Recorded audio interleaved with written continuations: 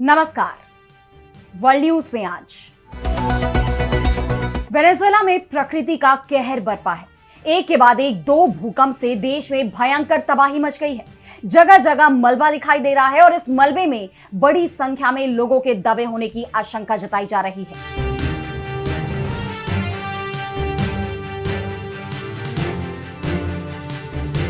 Venezuela की अंतरिम राष्ट्रपति डेल्सी रोड्रिगेज ने तुरंत देश को संबोधित किया और राष्ट्रीय आपातकाल की घोषणा कर दी।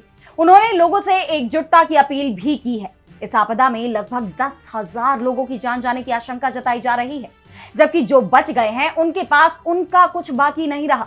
मीडिया रिपोर्ट्स के मुताबिक लोगों ने लगभग सब कुछ खो दिया है। हालांकि फिलहाल राहत और बचाव कार्य भी जारी है। तो कैसे वेनेजुएला में भूकंप से मची तबाही, इस पर हम करेंगे विस्तार से चर्चा। लेकिन आइए जरा उन खबरों को भी देख ले जिन पर आगे होगी बात।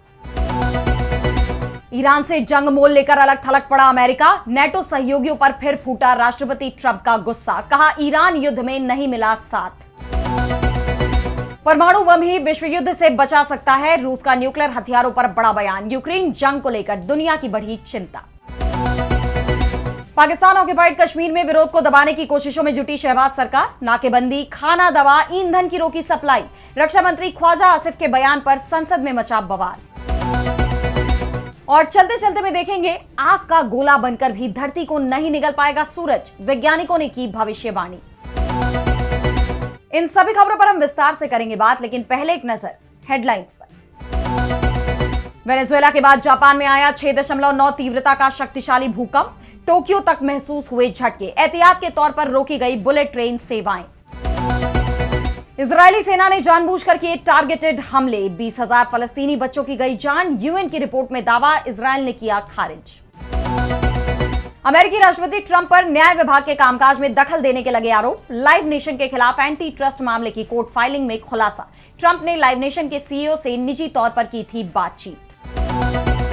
बांग्लादेश की पूर्व पीएम शेख हसीना की पार्टी को बड़ी राहत। 2 साल बाद बांग्लादेश के चुनाव में उतर सकते हैं अवामी लीग के नेता। चुनाव आयोग ने दी सशर्त छूट। तो वेनेजुएला में भयंकर तबाही मच गई है। 1 मिनट के अंदर एक के बाद एक दो भूकंपों ने राजधानी कराकस को तो मलबे के ढेर में ही तब्दील कर दिया।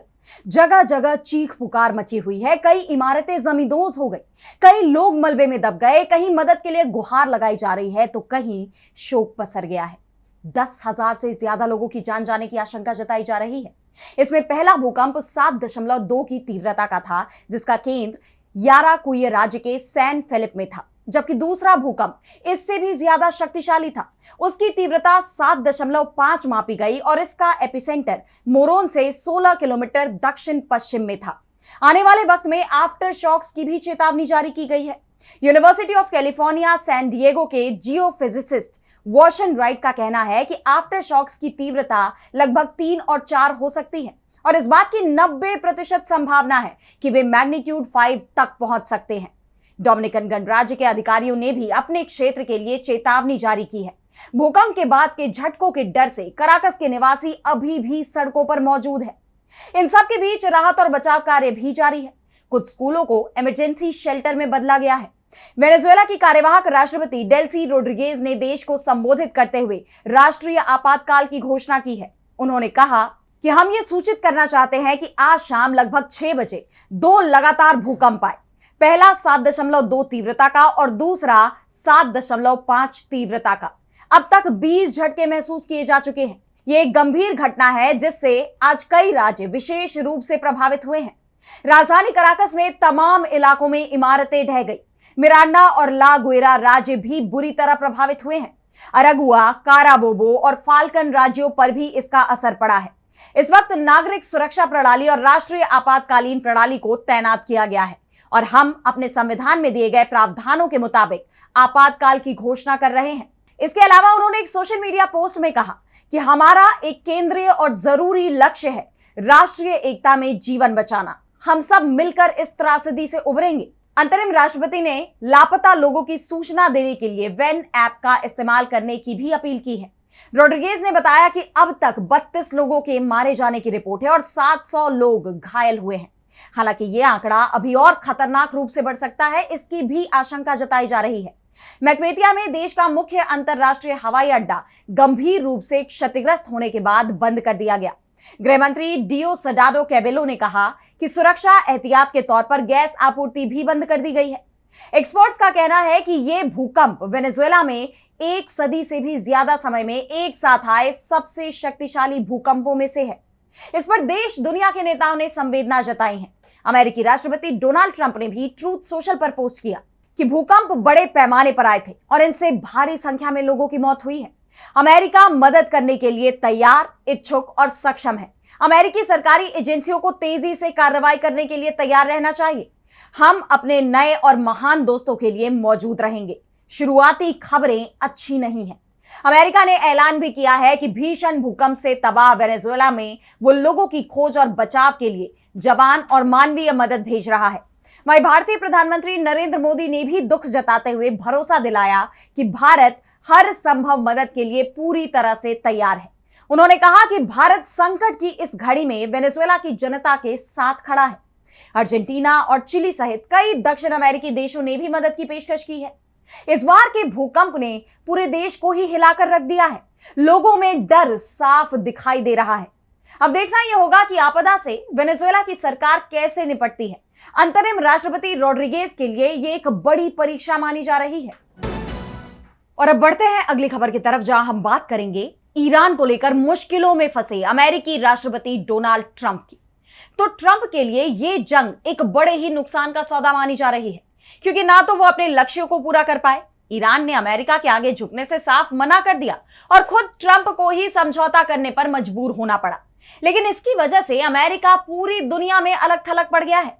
ईरान से समझौता कर अमेरिका ने अपने सबसे करीबी माने जाने वाले सहयोगी इजराइल को नाराज कर ही दिया है, जबकि ईरान पर हमले का फैसला कर पहले ही वो नाटो के यूरोपीय सहयोगियों से दूर हो चुका है। इसे लेकर अमेरिकी राष्ट्रपति डोनाल्ड ट्रंप की खींच बार बार दिखाई भी दी है और अब एक बार फिर उन्होंने नाटो सहयोगियों को जमकर सुनाया है। ट्रंप ने कहा कि ईरान के खिलाफ अमेरिकी अभियानों में हमें यूरोपीय समर्थन नहीं मिला। स्पेन का रवैया बहुत बुरा है। मुझे इटली से निराशा हुई तो मैं यूके से भी नाखुश हूं। जर्मनी और फ्रांस ने भी हमारा साथ नहीं दिया है। हमें निराशा हुई। हमें इस मामले में मदद की बिल्कुल जरूरत नहीं थी। हमने सचमुच पहले ही हफ्ते में ईरान को तबाह कर दिया था, लेकिन अगर नाटो मेंबर कहते कि हम मदद करना चाहते हैं तो ये अच्छा होता। और वो यही नहीं रुके, ट्रंप ने एक बार फिर अपनी धौंस जमाते हुए कहा कि हम नाटो के ज्यादातर सहयोगियों से निराश हैं। वे कुछ भी करना नहीं चाहते। उन्हें लगता है कि उन्हें सब कुछ मुफ्त में मिल जाएगा, लेकिन ऐसा नहीं होता है। हमें उनसे भरोसा चाहिए। हमें उनके पैसे, सेना या किसी और चीज की जरूरत नहीं है। हमारे पास दुनिया की सबसे ताकतवर सेना है। दरअसल ट्रंप ने व्हाइट हाउस के ओवल हाउस में नाटो चीफ मार्क रुटे के साथ बैठक की और इस दौरान ही उन्होंने ये बयान दिया। वैसे तो वो ये संकेत भी दे चुके हैं कि अमेरिका नाटो से बाहर निकल सकता है, लेकिन अगर ऐसा होता है तो ये वैश्विक समीकरणों में एक बड़े बदलाव का संकेत होगा। फिलहाल एक बात तो साफ है कि ईरान ने दुनिया में अमेरिका का जो दबदबा था या जिस दबदबे का वो ढोल पीटता रहता था, उसे पूरी तरह चकनाचूर कर दिया है। पीस डील में भी ईरान के तेवर सख्त बने हुए हैं। अमेरिका उनकी शर्तें मानने पर मजबूर नजर आ रहा है। हालांकि ट्रंप सार्वजनिक तौर पर जरूर ईरान को धमका रहे हैं। अपनी ताजा धमकी में उन्होंने कहा है कि हॉर्मुज जलडमरू मध्य से गुजरने वाले जहाजों से ईरान ना तो कोई टोल ले रहा है, ना ही कोई इंश्योरेंस का खर्च या किसी भी तरह का कोई और शुल्क मांग या वसूल रहा है। अगर यह जानकारी गलत निकली तो बातचीत तुरंत खत्म हो जाएगी। अमेरिका ने ईरान को ना तो कोई पैसा दिया है और ना ही उनका कोई पैसा उन्हें जारी किया है। हम उनके पैसे का कुछ हिस्सा, जो पूरी तरह हमारे कंट्रोल में है, अपने किसानों और पशुपालकों को मक्का, गेहूं, सोयाबीन वगैरह खरीदने के लिए देंगे। ईरान को खाने पीने की चीजों की बहुत जरूरत है और हम उनके लिए ये चीजें सिर्फ अमेरिका से ही खरीदेंगे। जबकि ईरान ने तो पहले ही साफ कर दिया है कि हॉर्मुज अब पहले जैसा नहीं रहेगा, उस पर वो शुल्क वसूल सकता है और वो अमेरिका से ही सामान खरीदने के लिए बाध्य भी नहीं है। मौजूदा वक्त में ट्रंप के दावे ही सवालों के घेरे में आ गए हैं। फिलहाल सबकी नजरें अमेरिका और ईरान की पीस डील पर टिकी हुई हैं। और अब आगे बढ़ते हैं और बात करते हैं यूक्रेन और रूस जंग की। तो ये जंग अब निर्णायक स्थिति की तरफ बढ़ती दिखाई दे रही है। ये भी कह सकते हैं कि अब जल्दी ही ये जंग खत्म हो सकती है। या तो यूक्रेन की हार के साथ जंग खत्म होगी या फिर अमेरिका के दबाव में यूक्रेन सीज फायर को तैयार हो सकता है, लेकिन उससे पहले दोनों ही तरफ से हमले तेज कर दिए गए हैं। अभी हाल ही में रूस के राष्ट्रपति व्लादिमीर पुतिन ने दावा किया था कि यूक्रेन जंग में अब यूरोप भी खुले तौर पर शामिल हो चुका है। वो यूक्रेन की सिर्फ सैन्य मदद नहीं कर रहा, बल्कि यूक्रेन के साथ मिलकर रूस के खिलाफ जंग लड़ रहा है। ऐसे में जल्दी ही रूस और नाटो के बीच भी जंग शुरू हो सकती है, और अगर नाटो और रूस के बीच जंग हुई तो ये महाभयानक जंग होगी जिसमें परमाणु हथियारों के इस्तेमाल से इनकार भी नहीं किया जा सकता। और अब रूसी राष्ट्रपति की तरफ से कहा गया है कि परमाणु जंग का खतरा ही विश्व युद्ध को रोकने का सबसे बड़ा कारण बन रहा है। रूसी राष्ट्रपति आवास क्रेमलिन के प्रवक्ता दिमित्री पेस्कोव की तरफ से जारी बयान में कहा गया है कि हालिया समय में वैश्विक सुरक्षा व्यवस्था कमजोर हुई है। मौजूदा समय दुनिया में परमाणु प्रतिरोध के अलावा कुछ भी नहीं बचा है। जैसे जैसे तकनीक विकसित हो रही है, यह साफ है कि नए तरह के गैर परमाणु हथियार सामने आएंगे। हो सकता है कि वे विनाशकारी क्षमता में परमाणु हथियारों की बराबरी कर ले, लेकिन न्यूक्लियर वेपन ही ऐसा हथियार है जो दुनिया को वैश्विक युद्ध में जाने से रोक सकता है। रूस ने साफ कर दिया है कि अगर अमेरिका की तरफ से चीन को परमाणु हथियार से संबंधित किसी नए समझौते में शामिल किया जाता है तो वॉशिंगटन के परमाणु सहयोगी देशों जैसे ब्रिटेन और फ्रांस को भी इसमें शामिल किया जाना चाहिए। रूस और अमेरिका के बीच परमाणु हथियारों पर नियंत्रण की न्यू स्टार्ट संधि की गई थी, लेकिन यह संधि इस साल फरवरी में ही खत्म हो चुकी है, और इसके साथ ही रूस और अमेरिका पर परमाणु हथियारों को लेकर जो पाबंदियां लगी हुई थी वो खत्म हो चुकी है। ऐसे में दुनिया अब परमाणु जंग के मुहाने पर है। खासतौर पर यूक्रेन और रूस के बीच जो जंग चल रही है उसे अगर अब जल्दी ही नहीं रोका गया तो दुनिया के सामने बड़ा खतरा पैदा हो सकता है। और अब आगे बढ़ते हैं और बात करते हैं पाकिस्तान के कब्जे वाले कश्मीर की। तो कश्मीरियों को लेकर पाकिस्तान का दोहरा रवैया अब खुलकर सामने आ गया है। एक तरफ भारत में शामिल कश्मीर की शांति उसे रास नहीं आती, वहीं पीओके में रहने वाले लोगों को वो कश्मीरी तक मानने को तैयार नहीं दिख रहा है। पाकिस्तान की सरकार के मंत्री खुलकर ये बोल रहे हैं कि पीओके में रहने वाले कश्मीरी नहीं है। पाकिस्तान की सेना ने यहां दमन चक्र चलाकर रखा है। स्थानीय मीडिया ने दावा किया कि पीओके में दवाओं और राशन की भारी कमी होने के बाद जब स्थानीय नागरिकों ने पड़ोसी खैबर पख्तूनख्वा, रावलपिंडी और इस्लामाबाद जाकर खुद सामान खरीद कर लाने की कोशिशें शुरू की तो ऐसे लोगों को सीमा की चौकियों पर ही रोका जा रहा है, सामान छोड़ने को कहा जा रहा है, तभी उन्हें घर जाने दिया जा रहा है। पाकिस्तान के अवैध कब्जे वाले कश्मीर में सभी बड़े मेडिकल स्टोर और फार्मेसी पिछले 2 हफ्तों से लगातार बंद पड़े हैं। पुंछ और मुजफ्फरनगर के पेट्रोल पंपों पर ताले लटके हैं। पाकिस्तान की सरकार नाकाबंदी से मना कर रही है, लेकिन मीडिया ही सरकार के दावों की पोल खोल रही है। दरअसल ये पूरा विवाद पीओके की विधानसभा में शरणार्थियों के लिए आरक्षित 12 सीटों के चलते भड़का हुआ है। स्थानीय लोगों का कहना है कि सरकार इन सीटों के सहारे चुनावों में दखलंदाजी करना चाहती है, अपनी कठपुतली सरकार बनाना चाहती है, और इसी के खिलाफ पीओके में कई दिनों से प्रदर्शन चल रहे हैं और इसे कुचलने में सरकार जुटी हुई है। अब तक 58 से ज्यादा लोगों की जान जा चुकी है। ये वो आंकड़े हैं जो सरकार ने कबूल किए हैं, जबकि हकीकत में ये संख्या बहुत ज्यादा है, क्योंकि अब सेना पर लोगों की जान लेने के साथ ही उनकी बॉडी को गायब करने के भी आरोप लग रहे हैं, जिससे अंतरराष्ट्रीय मीडिया और दुनिया के सामने अपनी करतूतों को छिपाया जा सके। पाकिस्तानी सेना के इस भयंकर जुल्म के बीच आंदोलन के मुख्य चेहरे और एक्टिविस्ट एडवोकेट साद अंसारी ने मंच से ऐलान किया है कि अब पानी सिर से बहुत ऊपर जा चुका है और कश्मीरी पीछे नहीं हटेंगे। साद अंसारी ने पाकिस्तानी हुक्मरानों और जनरलों को ललकारते हुए कहा कि हम अपने अधिकारों और बुनियादी इंसानी हकों पर रत्ती भर भी समझौता नहीं करेंगे। पाकिस्तान सच्चाई को स्वीकार करे। पाकिस्तान के 2-3 बड़े अधिकारियों और नेताओं को अपनी ईगो को साइड में रखकर तुरंत शांति का रास्ता चुनना चाहिए, वरना ये जो नफरत उन्होंने बोई है वो पूरे देश को ले डूबेगी। अंसारी ने ग्लोबल मीडिया, संयुक्त राष्ट्र और एमनेस्टी इंटरनेशनल जैसी मानवाधिकार संस्थाओं को सीधे तौर पर पीओके आने का न्योता दिया है। अंतरराष्ट्रीय मंचों से अपील की है कि दुनिया भर के देशों की संसदों और पार्लियामेंट के सामने जाकर ये दिखाएं और बताएं कि पीओके के इन मासूम चेहरों पर पाकिस्तानी आर्मी क्या क्या जुल्म ढा रही है।